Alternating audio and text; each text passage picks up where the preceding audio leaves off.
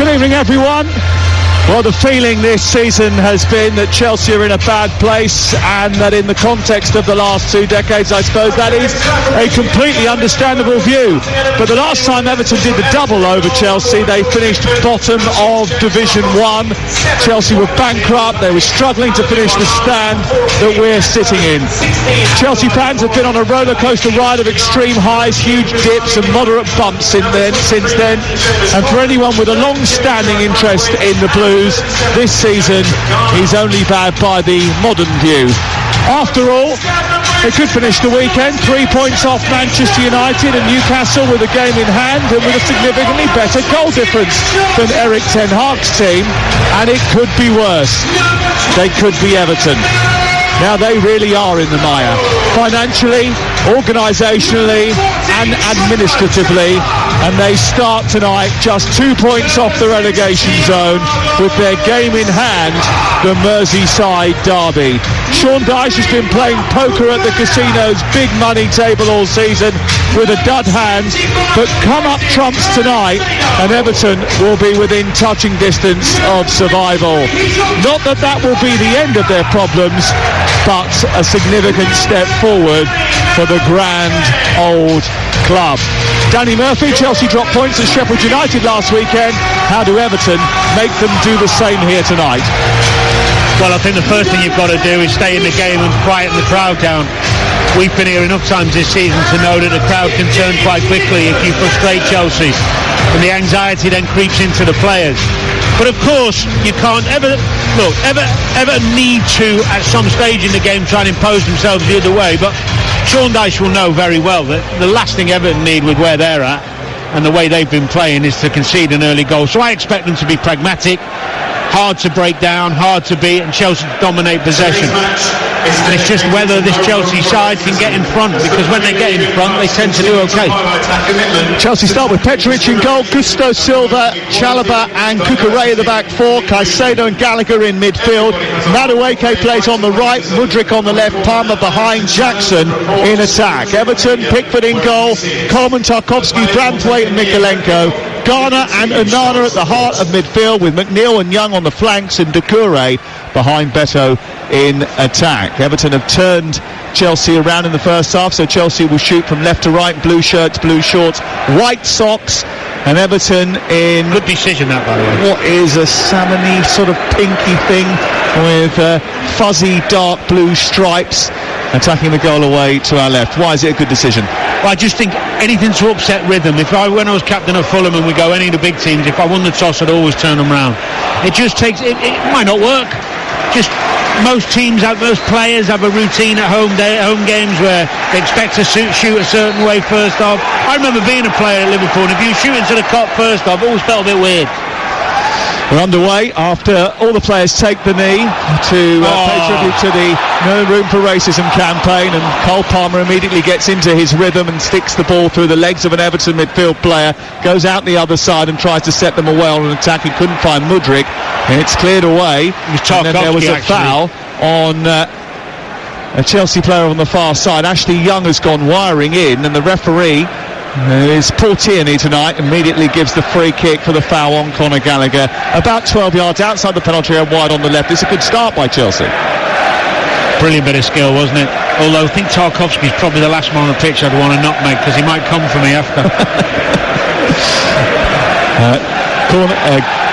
Free kick over on the far side, and Cole Palmer inevitably standing over it once again. So is Conor Gallagher, and there is a line of Everton bright fluorescent salmon pink shirts right on the edge of the 18-yard box, floated in by Palmer round the back of the defence. Chalobah can't reach it. He was the closest to it coming round the back, but it just scooted off the turf and goes behind and away for a goal kick away to our right. It's another week of box office football on TalkSport. Tomorrow night, Barcelona PSG. The second leg is on TalkSport 2, whilst Adrian takes you around the grounds. League 1, League 2, Championship football. Pompey possibly having a promotion party at Fratton Park tomorrow. Wednesday night, both Arsenal and Manchester City in action in the Champions League. We're at both games. Thursday night, it's Europa Conference League and Europa League comebacks, maybe, and the FA Cup semi-finals at the weekend, and the EFL Championship title race. Tonight, Chelsea with a 7-game unbeaten run to preserve, and Everton with a 73-year top-flight stay to preserve. In action on TalkSport. Ball up high by Pickford through the middle of the pitch. There's a foul by Chalobah, and it's given away as a free kick 7 or 8 yards inside the Chelsea half of the field for Everton to construct a set piece. Dwight McNeil will take it. Adrian's taken half the stand out on this near side. What's he doing there? Put his wallet on the desk. Ball sent towards the far post, headed down by Tarkowski, comes back to Beto. Beto tries to feed Tarkowski, couldn't get hold of it, and it's cleared away by the Chelsea defence. Set piece is going to be key for Everton tonight. Absolutely, Sam. Big thing for Everton. Brilliant at them. McNeil down the left side on the attack for Everton by the corner flag. A low ball which is cut out by Chalobah. Into the air, the wind catches it, doesn't get clear, it'll run loose, and Gallagher and Jackson will try to conspire to get it away, but it was a heavy touch by Jackson. It goes back to the halfway line. Tarkowski will mop up for Everton, and they have possession 3 minutes into the game. 0-0 the score. Ball down the right side, looking for Beto, then it's cleared away by Cucurella. Tarkowski with a header down the right, and it looks as if Cucurella was hitching a ride there, and then there was another late foul by Ashley Young on Conor Gallagher. Chelsea want to get things moving. Jackson tries to spin in behind a knocked Tarkowski. Maybe it's that nutmeg from Cole Palmer that's wound him up, but he's late on Jackson. It's going to be a free kick on halfway. Jackson's first touch didn't quite go so well. It wasn't the easiest ball to bring in, but the groans and the moans straight away. And Chelsea have got, with the new Goalfest programme in the Premier League, Everton at this moment in time stubbornly resisting it. If you measure your entertainment in goals and goals alone, the Toffees have been the most boring team to watch in the Premier League this season. Only 74 goals have been scored in their matches, which is 16 fewer than anyone else's games. This is Malagusto on the right side for Chelsea, trying to bring it over the halfway line. Has to chop back. Chelsea with another changed central defensive partnership tonight. Silva and Chalobah together. It's the 7th different partnership that Pochettino has been forced to use this season. Here is Madueke, right side off. The ball's won by Caicedo. He tickles down the right side, gets to the byline, tries to get the cross, and it's blocked by Mikolenko, and it goes behind and away for a corner kick in front of the Matthew Harding stand, away to our right. The first corner of the game for Chelsea. Nice and positive that from Madueke. Too many times I've watched him this season where he comes back and he plays simple. That was direct, that was positive, that was confident. Really good. It's going to be Palmer inevitably to take the corner kick on this near side, and he's got Mudryk just about 10 yards to his left, but he'll swing this in left-footed into a dangerous area. Tarkowski takes charge, a big powerful header to get it away for Everton to safety, and then Madueke back to his goalkeeper Petrovic out to the far side. Malagusto steps over the ball, looks up, plays it back again. It's a little bit short. Petrovic has to rush to clear it. He does that successfully. It's up towards Jackson, who vies with Tarkowski in the air. The ball is sent back towards Pickford now, and that's a short back pass, and Cole Palmer was there, but Pickford very quickly out and clears and smashes it out to the west stand, and then looks at his international teammate, gives him a bit of a smile. The two share a grimace, and Chelsea have possession on halfway. Well, what was great about that passage of play was both teams really trying to press the other goalkeeper and not give them time. We've seen in recent weeks a lot of keepers seem to be making mistakes at this stage of the season. Well, we saw that at the weekend, didn't we, up at Burnley. And the weekend results made good viewing, actually, for both these two teams. Everton saw Luton and Forest drop points. It's a three-way tussle to avoid relegation, I think. Here is Palmer, out to the right, Madueke, edge of the penalty area. Tries to go to the outside of the defender, who sticks with him, but he beats him, pulls it back. Inside the box it goes, past 3 Chelsea shirts, and out the other side, and eventually Ashley Young is there to clear it for Everton. But that was a good run by Madueke, who kept his feet well, got to the byline, and then sent a scything ball through the 18-yard box, which someone really should have got on the end of. I thought he should have hit it. As soon as Palmer give it to him, take a touch and hit it, can go through the defender's legs, get a deflection. I know he did all right in the end and got to the byline, but I thought one touch, bang. Everton certainly big favourites to finish above both Luton and Forest. They have Forest at the weekend, and they would love a cushion when they entertain them on Sunday. Ball bounces back into the right full-back position as Doucouré puts pressure on the Chelsea defence, and Petrovic is called upon to come out and clear it into the stand that we're sitting in. Chelsea are unlikely to get an easy ride tonight. Everton may not be the most potent attacking force, but they do have a top 4 level defence. 42 goals conceded from 31 is the kind of stability that keeps you in the top half rather than it's just there to keep you away from the relegation zone. Well, the other thing as well is Chelsea give up goals, don't they? This back 4 isn't particularly solid and certainly not that experienced. Coleman flicking the ball into the far post. Malagusto manages to head it away. Yeah, certainly not that experienced. Well, that doesn't together, apply to Thiago apart Silva. from the grand old Duke of the Chelsea defence, Thiago Silva, who at the age of 39 years and 206 days is giving Danny and I a run for our money. Fantastic longevity. What a player he's been. Here is Gallagher in the centre of midfield, out to Cucurella, back to Thiago Silva. Thiago Silva, who started against Sheffield United after being out for a while with an injury and actually scored in that game, and then Malagusto under pressure from McNeil puts it straight out of play. It's out for a corner in front of the Everton fans away to our left hand side. That was sloppy. Well, I'll tell you what's incredible. It's a very simple equation, football sometimes. You've got Mudryk and Madueke right and left wing, and you've got Coleman and Mikalenko right and left back. Now I fancy both Chelsea wingers to be quicker than Everton's fullbacks, and they've not played any percentage balls in behind. I mean, it really is basic sometimes. Cause your own problems by not thinking. Pochettino not happy about something, the organisation, as the corner comes in from Garner in towards the near post, a flick by Jared Branthwaite. It sort of hit him on the side of the head and went over the bar and out for a goal kick away to our left hand side. We played 9 minutes on TalkSport. It's Chelsea 0, Everton 0, and we're live at Stamford Bridge on this Monday Night Football. And there's so much football to come over the next couple of weeks. I mean, this next week is absolutely ridiculous. We've got tomorrow night live football from the Champions League, Wednesday night live football from the Champions League, Europa League Thursday, Friday Championship, Saturday Championship and Premier League, and we've also got semi-final stuff. Malagusto's given the ball away again, and Onana's picked it up in the centre of the Chelsea half. Out wide it goes to the right, and a little dance by Young. He sends it round the back for Coleman, and then somehow Beto's missed flying in from 4 yards out. It might even have been closer than that. It was ripped in from the right side by Seamus Coleman, and Beto flew at the ball. He must have only been 3 yards out from goal, and somehow he spooned it over the top. That's a poor ball from Coleman. He's absolutely mullered it, knee high. Doesn't need to. It's a great move from Everton, won the ball, but look, they're at it again, Chelsea. This is what I'm talking about, the naivety and stupidity.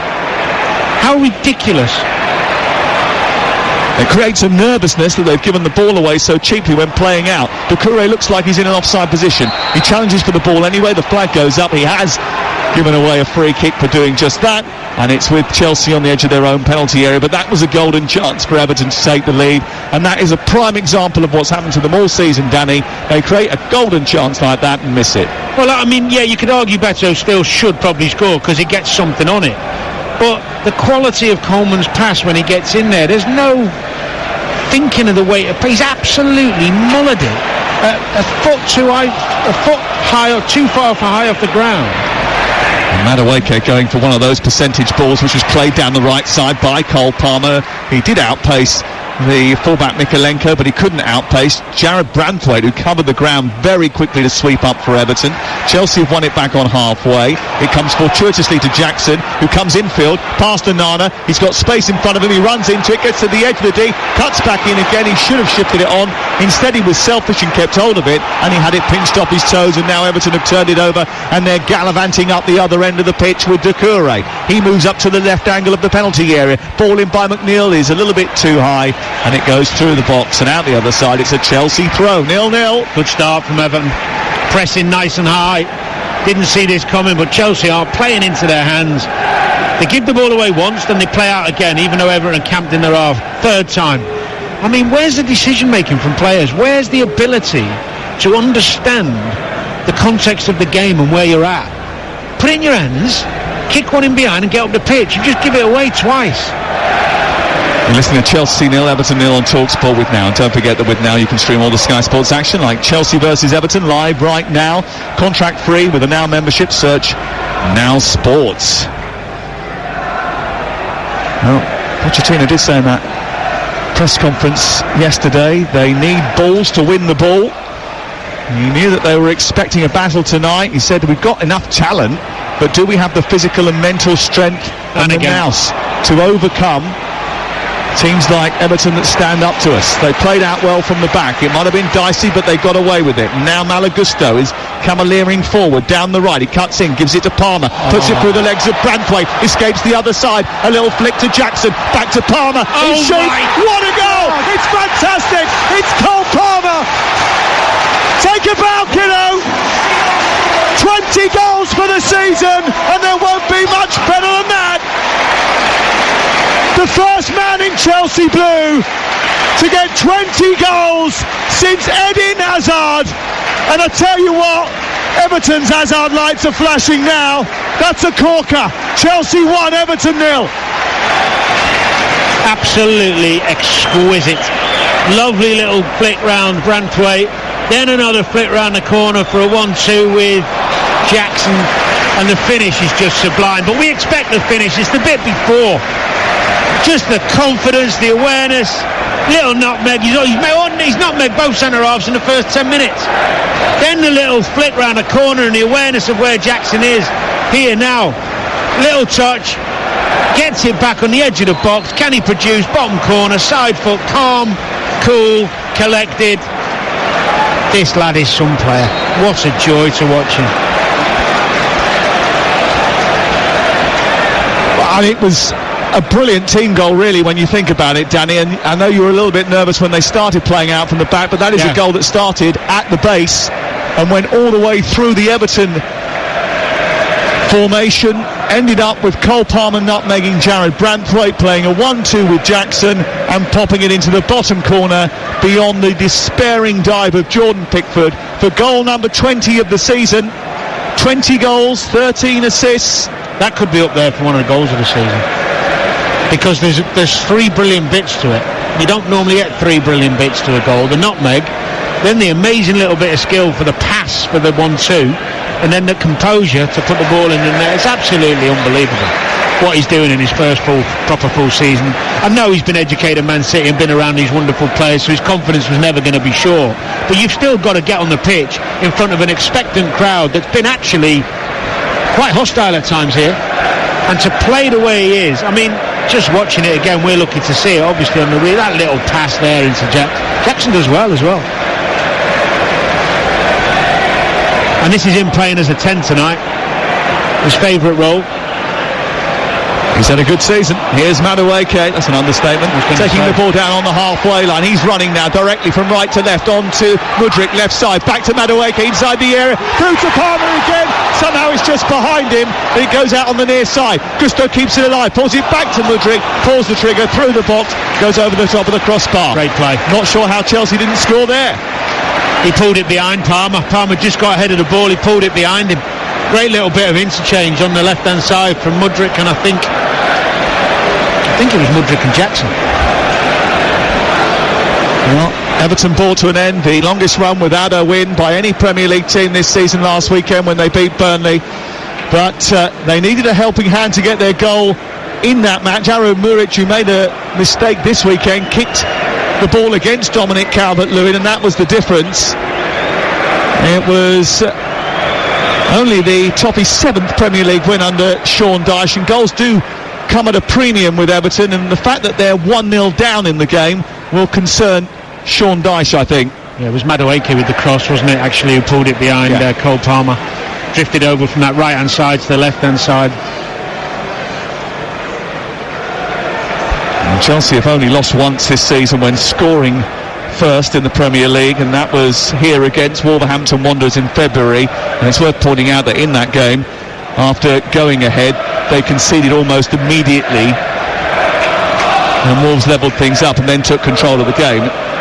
But Chelsea seem to be taking control of this one. They're coming forward with Caicedo into Mudryk inside the area, trying to take on Branthwaite, showed too much of it to Branthwaite, but the referee spotted an infringement before Mudryk was released and decided to pull it back after he saw the advantage not materialise for Chelsea.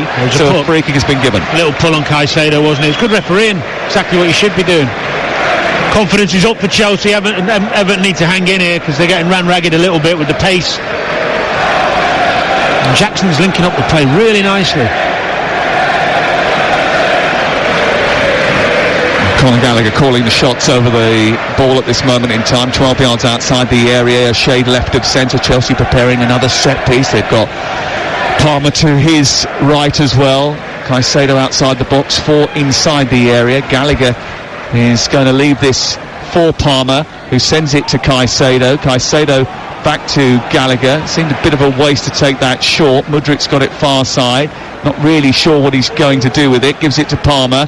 He's usually a little bit more certain. Cuts infield, plays it back to Caicedo. It's very much tight on that far side, the Everton right-hand side. It's going to bounce kindly for Chelsea here, though, and Gallagher is going to escape down the left-hand side, just about keep it in by the corner play. Does that, runs up to Coleman, gives it back to Cucurella left side. There's 2 waiting in the centre of the penalty area, but Chelsea can't get out that far side. Now Caicedo pushes it into the path of Mudryk, runs into the 6-yard box. Jackson's there, save, comes back to Palmer, off the goalkeeper, he nods it in. It's 2-0 Chelsea. It's a fantastic start by the Blues. It's a wonderful start for Cole Palmer, and again they just took their time probing down that left-hand side, got to the byline, pulled the ball back. The initial strike from Jackson was saved by Jordan Pickford, and there was Cole Palmer to snaffle up another chance, and Chelsea lead 2-0, and Everton are in big trouble now. Huge trouble. Great from Caicedo. Really sharp he started. He got by his man and then he picked out the right pass. Mudryk, he couldn't stay with him. Can Mudryk, when he gets in the final third, pick the pass? Can he calm himself down? We've seen that. Seen him not do that often enough this season. This time he picks out who had the shot? Jackson. Picks out Jackson. And there's Palmer to get the rebound off Pickford, anticipating ahead of the Everton defenders. Good play from Mudryk. Jackson keeps it down. Pickford does his best. And that man is there again. Could be another hat-trick.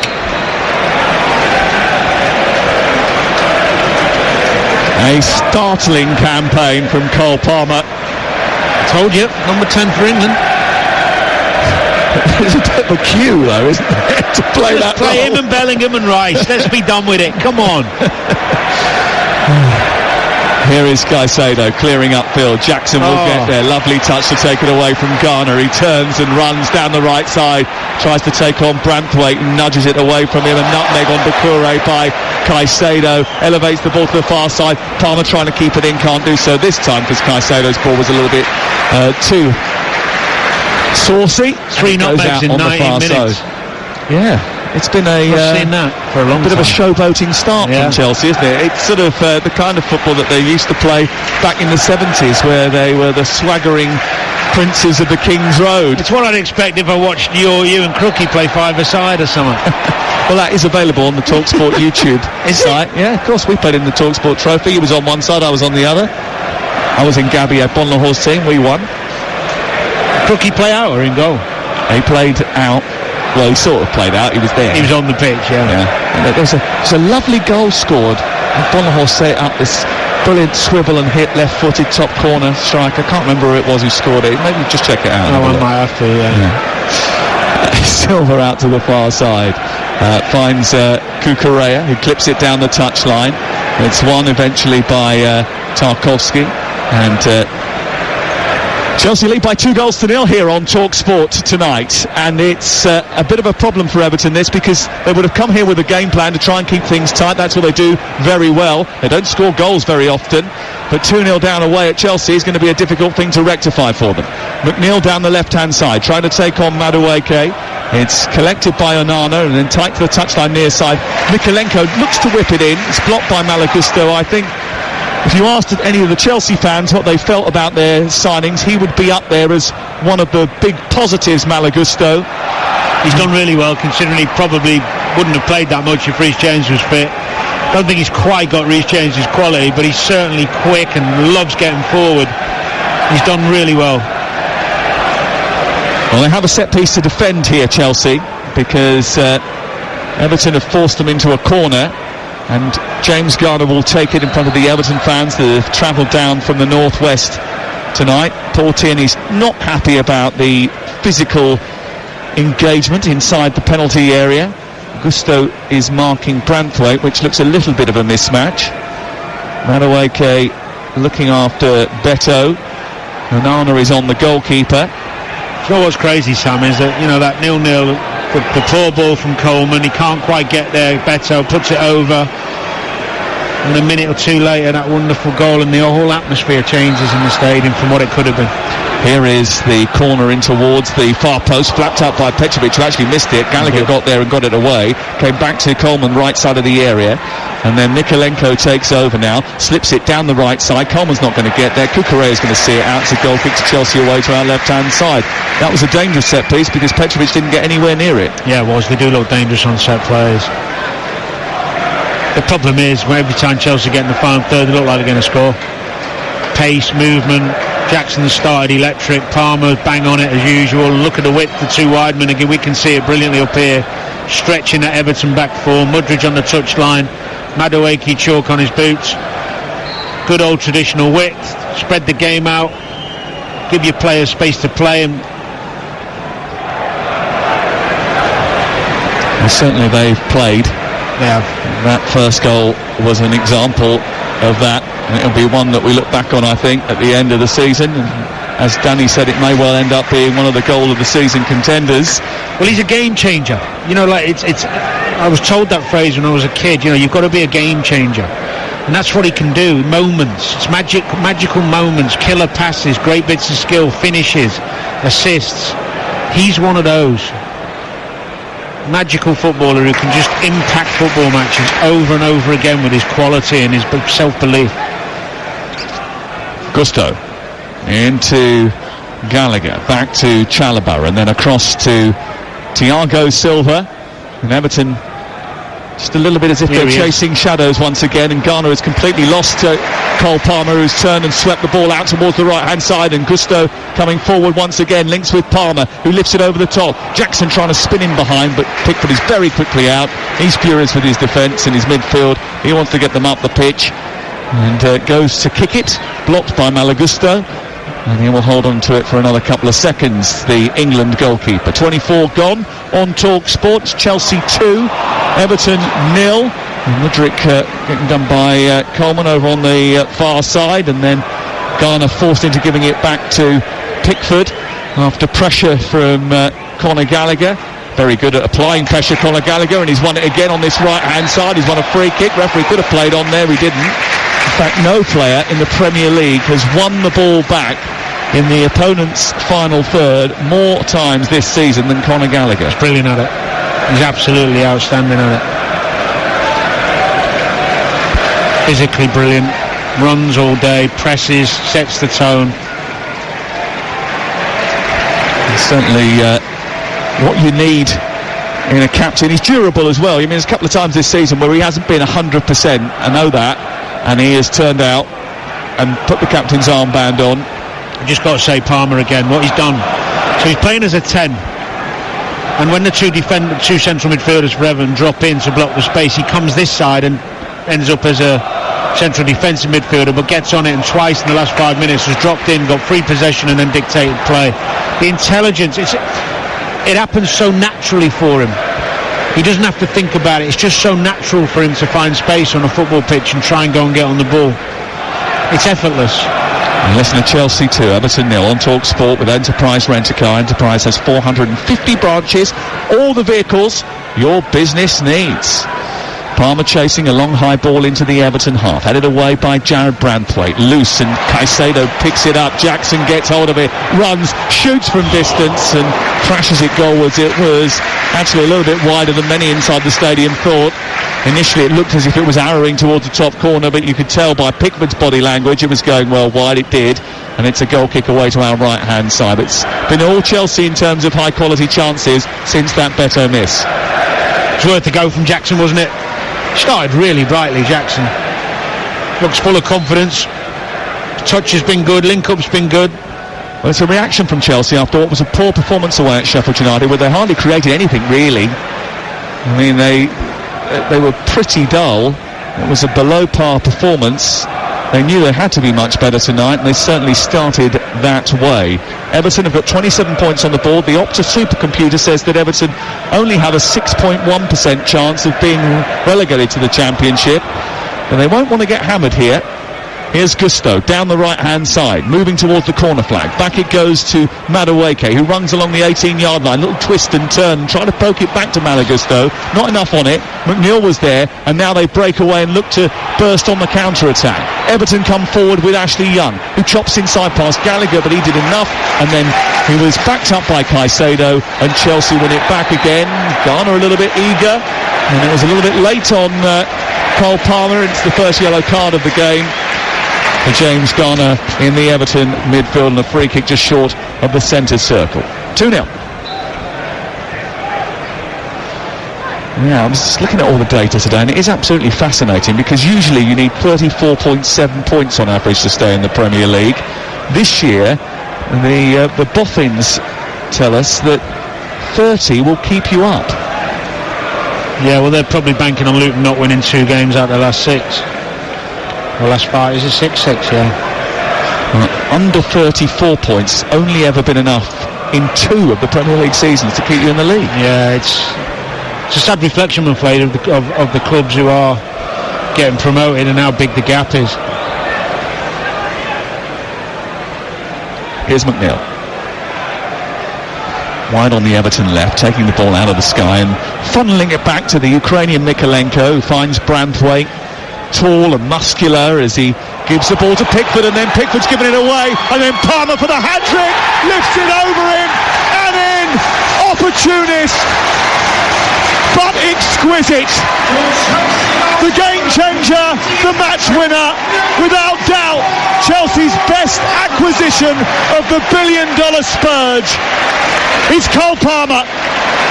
Everton all at sea, Chelsea taking full advantage, given away by Pickford, who was standing outside his box, and he was made to play by Palmer, who lifted it back over his head and into the empty net. It's 3-0. Exceptional, special player we are watching. It's a poor pass from Pickford, good press from Jackson in the first place to put him under pressure, and when he intercepts the pass, Palmer, a lot of players wouldn't want to take that on from that distance with their weak foot, but his confidence is so high, the self-belief I talked about on the half volley, loops it up, gets it perfect on his so-called weaker foot, drops a couple of foot under the bar, perfect. Well, what I did anticipate this score, but not with a hat-trick after half an hour. Well, you said to me earlier on, I raised my eyebrows, you said, this could be 3 or 4 to Chelsea tonight. I had a feeling, yeah. And I was sceptical, I must admit. And I certainly didn't see this happening in 29 minutes. I mean, it's been a lightning start by Chelsea, effective start by Palmer, who is just on fire. Here is McNeil, poked back towards the near side, taken on by Malagusto. Chelsea win a free kick in the right full-back position. I mean, if you're an Everton fan now, this is chastening, isn't it? Well, if you're an Everton fan, you've got to try and switch off to the drubbing you're getting and going to get, and just admire Cole Palmer, because the frustration ain't going to help now, because the game's done. Everton aren't coming back from this. I mean, they struggle to score goals anyway. To think they can score 3 away from home. Here's Mikolenko down the left-hand side, tackled by Madueke, and then he's on the escape, and he's got support as well. Madueke fancies chances against Mikolenko, twisting and turning away from him. He should really have released Cole Palmer. But there was a foul probably 2 or 3 seconds before eventually he did end up on the ground, and the generous Paul Tierney has given him that free kick just short of the halfway line. I mean, we know Foden's played so well this season that he's kind of played himself into a position where Gareth can't really leave him out. Cole Palmer's doing the same.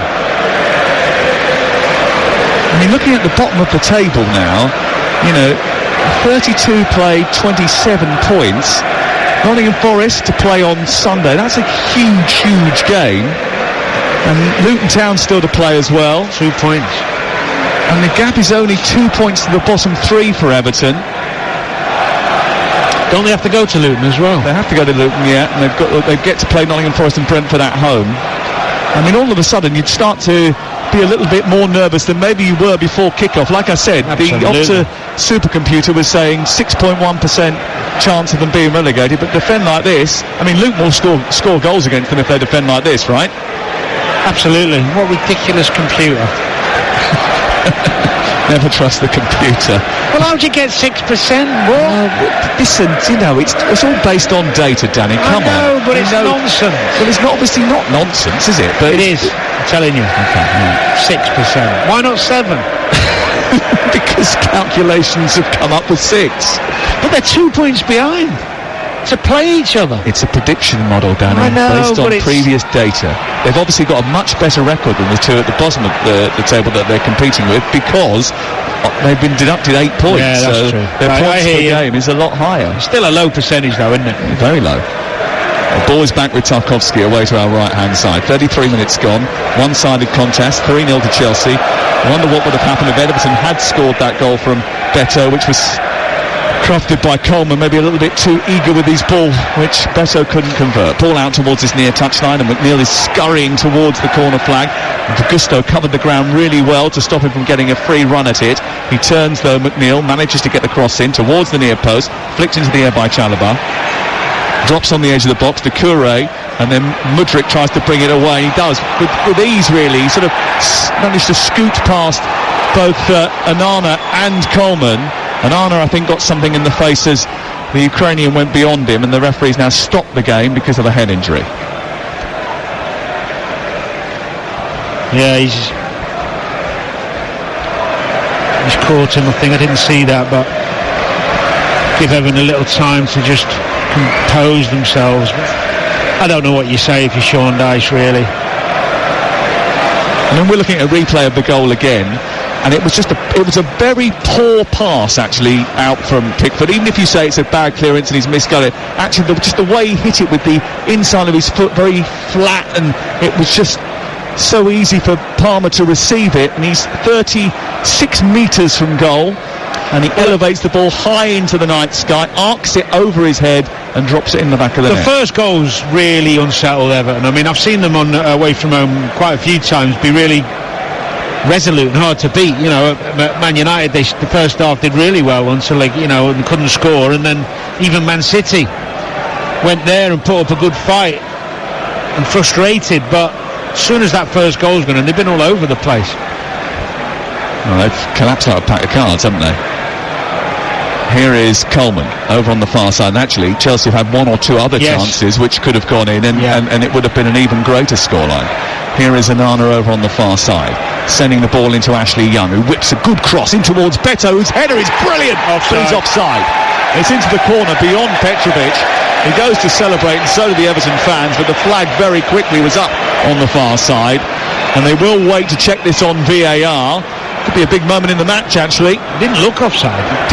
Initially, that was not my thought. No. But as I glanced up and saw the linesman, who's very swift with his flag into the air, and is being looked at by VAR, and it's been very quickly checked and cleared. It's no goal. 3-0 to Chelsea. Offside flag has been upheld. That was really quick. Must have been blatant. He shouldn't be. When the ball's that wide, you don't need to be ahead of your man when you can jump like that. It's a strange one. Listen, I've seen Ashley Young whipping crosses like that for fun for years, but this season in particular, he's put in a couple of real peaches that they haven't made the most of. That was a really good cross from Ashley Young.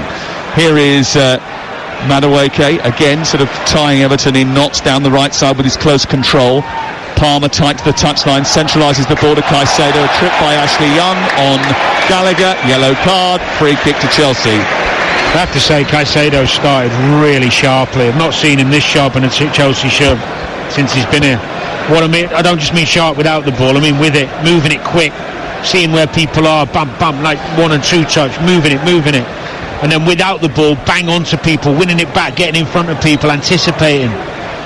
Little bit of confidence and spring in his step. There's a real fizz about him. Yeah. And no Enzo Fernandez tonight, by the way.